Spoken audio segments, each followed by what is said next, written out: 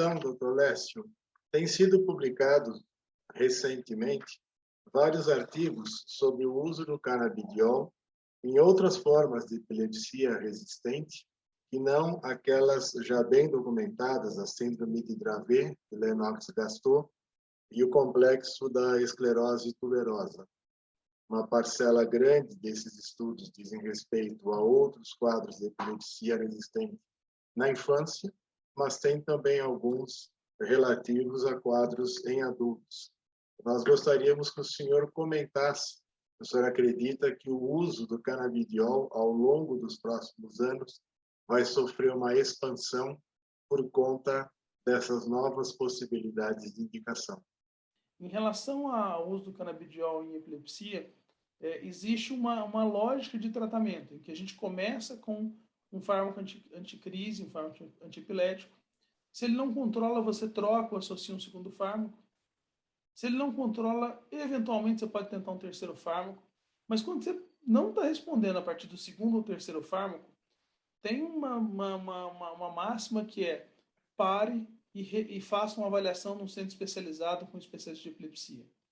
Confirma se sua epilepsia, confirma se ela é realmente fármaco resistente, confirma se você sabe qual é o tipo de crise, se você não deu o remédio inadequado ou na dose inadequada. E um ponto importante é a avaliação do tratamento cirúrgico. Existem condições de epilepsia que são cirurgicamente tratáveis. E quando é isso, o melhor tratamento é a cirurgia, que pode deixar a pessoa curada e não associar canabidiol. Pelo menos assim, neste momento das evidências do que a gente tem, isso seria a recomendação. Mas claramente, assim, 30% das pessoas com epilepsia não respondem aos remédios que a gente usa até no momento. Desse pool, dos 30% que não respondem, no máximo uns 30% é candidato a cirurgia resectiva. Então a gente teria por volta de uns 20% dos pacientes com epilepsia que não vai responder aos remédios e não vai ser claramente candidato a cirurgia resectiva.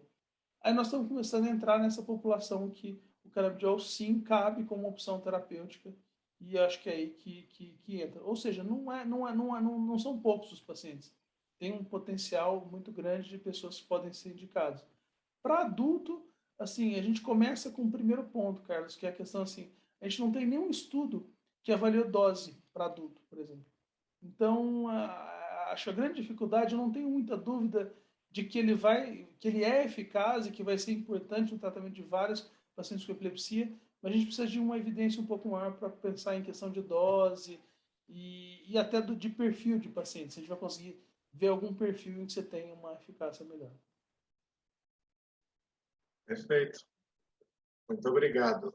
Nós temos uma questão aqui do Pedro Oliveira, que entra também num aspecto que eu queria abordar. Ele fala assim: excelente aula, Dr. Lécio. Em sua prática, quando o canabidiol é iniciado em uso concomitante com clobazam e ou ácido valproico, você titula a dose após quantas semanas? E qual a periodicidade de controle laboratorial você acha mais adequado? Esse é o aspecto relacionado à dose, e a gente sabe que tem um certo grupo de colegas que não utilizam a dose de acordo com o que a gente observa nos estudos clínicos. Eles preferem iniciar com uma dose pequenininha e depois ir aos poucos titulando essa dose para aumentar, justamente para se ver essa questão da segurança, né, de como o paciente vai assumir isso, reações adversas, tudo mais, e também a questão de interação medicamentosa. Então, eu gostaria que o senhor abordasse essa questão, passada aqui pelo Pedro, desta interação com clobazam e ácido valproico, e essa questão de como acompanhar laboratorialmente e clinicamente o paciente.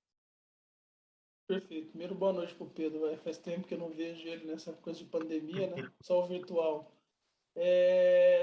Pedro, assim, não só para o canabidiol, mas para qualquer tratamento nesse contexto, eu faço o que o Carlos comentou. Eu começo muito devagar.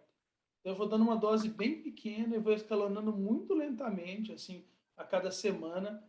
E aí eu não vou te falar que eu tenho uma dose padrão, até porque frequentemente até agora a gente navegou por várias apresentações aí, existem várias apresentações de canabidiol, então vai dependendo muito da apresentação. E eu vou aumentando gradualmente a dose, mas muito lento, em geral a cada semana. Eu não reduzo o clobazam nem o ácido valproico de cara, mas eu faço um laboratório prévio. Um mês eu faço um novo laboratório, revejo o paciente um mês, depois de 4 semanas, mais ou menos, fazendo esse aumento. E vou titulando e vou vendo quanto ele tolera. Assim, alguns pacientes eu consegui escalonar mais e ter mais benefício, outros eu cheguei até um certo ponto e aí a partir daí ele começou a ter muita sonolência, eu limitei o aumento da dose, tinha tido um ganho de redução de crise, mas de novo essa é a hora que não adianta. Eu posso falar o que eu fiz um caso ou outro, mas eu não tenho como responder uma evidência científica. É uma coisa que eu gostaria muito de ver, ou até de fazer um trabalho desse de escalonamento de dose, para ver qual o escalonamento e como é que os pacientes comportariam. E uma coisa que eu acho é que talvez o nível sérico, a dosagem do nível sérico, possa ser uma ferramenta interessante para a gente ter uma ideia de como é que essas coisas estão indo. Mas aí é um palpite, uma ideia que já me passou pela cabeça. Perfeito. Talvez a dificuldade que nós tenhamos ainda seria de encontrar, do ponto de vista laboratorial, laboratórios que tenham essa condição de fazer essa dosagem, inclusive seriada, né? Isso é uma dificuldade que se tem ainda, mas que a tendência é que, assim como para outros medicamentos, se possa ter também essa possibilidade de controle sério e isso auxiliar justamente nesse processo todo terapêutico. Uma outra questão, doutor Lécio, nós temos, na verdade, dois tipos distintos de produtos que contêm canabidiol, isso do ponto de vista medicinal, digamos assim. Nós temos produtos que apresentam o canabidiol que foi isolado e, posteriormente, ele é diluído em solução oleosa numa determinada concentração. Então, ali eu posso dizer que eu tenho praticamente canabidiol isolado para poder agir. E nós temos os produtos que são os extratos padronizados de cannabis, aonde nesta padronização a concentração de canabidiol ela é definida e, em sendo um produto com grau farmacêutico, ela se repete ao longo dos lotes e ao longo do tempo de validade, mas conjuntamente com o canabidiol se tem determinadas concentrações de outros canabinoides e podemos ter também terpenos e flavonoides nesta associação. E existe já há um bom tempo uma série de estudos mostrando que esse agregado de ativos eles podem apresentar um efeito adicional ou um efeito sinérgico. Tem até um nome para isso, que é o efeito comitiva, a tradução em português, ou entourage effect, como existe nos trabalhos, os artigos publicados em inglês. O senhor tem experiência com os dois tipos de produtos ou basicamente com um? Como é que o senhor enxerga essa possibilidade? Perfeito, Carlos. Assim, a minha tendência é sempre pensar no canabidiol isolado, entendeu? É, eu não tenho experiência grande, assim, eu já acho que um paciente que me lembro que usou o que tinha esse efeito em torragem, vinha os outros terpenos e canabinoides juntos. Eu acho interessante a ideia, mas aí eu vou de novo na questão da ciência, assim, eu gostaria de ver mais trabalhos para tentar, porque uma coisa que tem sido postulada é que se você dá um produto que tenha os outros terpenos e canabinoides, você teria por esse efeito comitivo uma necessidade de uma dose menor de canabidiol de THC. Essa seria a lógica de fazer isso. Tem dois pontos nisso, que é a questão de, primeiro, ciência por trás, de evidência disso, e o segundo, a questão de como a gente pensa dos tratamentos médicos. Você sempre pensa num produto isolado, porque você sabe o que você está dando, e que se tiver algum efeito adverso ou intolerância, é porque aquele produto você está dando, e não por outras coisas que estão indo juntas, entendeu?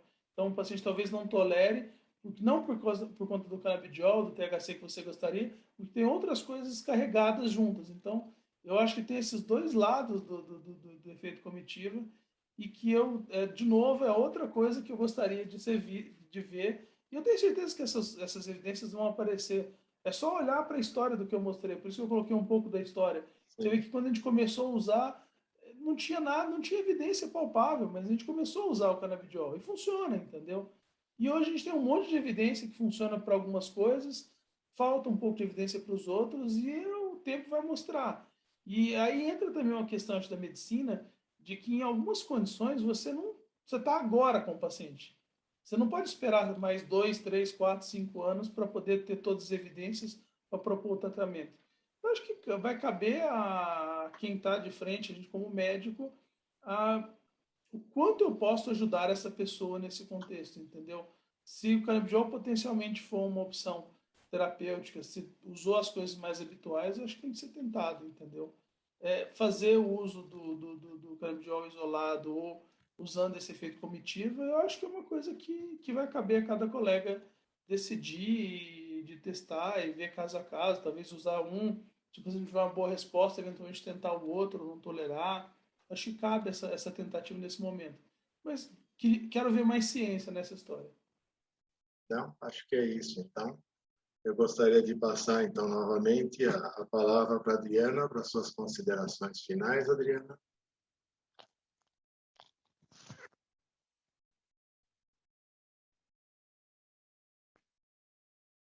Doutor Lécio, agradeço imensamente a sua disponibilidade e a excelente explanação que nos deu. Quero agradecer também, doutor Paris, em nome da Promediol, pelo apoio que tem nos dado e pela ótima condução do evento.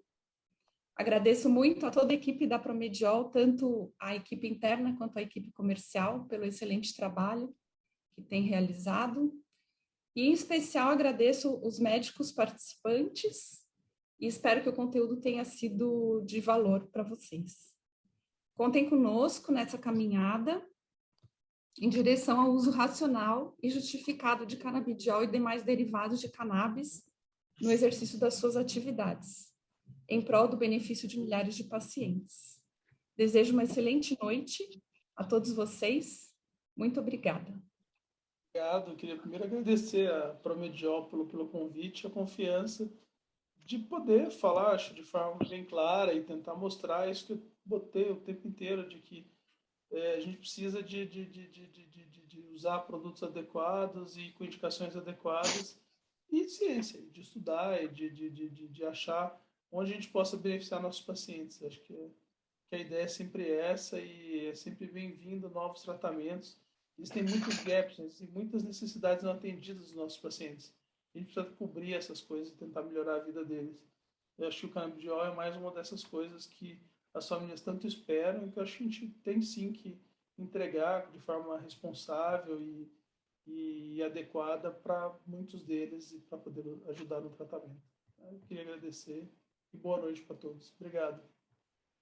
Nós agradecemos mais uma vez ao Dr. Lécio pela disponibilidade, pela brilhante apresentação, a Promediol do Brasil, a pessoa da Adriana e de toda a sua equipe interna e externa, pelo convite, pela oportunidade, pelo brilhante evento Educação Médica Continuada, a todos os participantes que estiveram conosco até agora, desejando a todos uma excelente noite e em breve nós possamos nos ver em alguma outra apresentação, alguma outra sessão de educação médica e que o conteúdo deste material possa ser útil.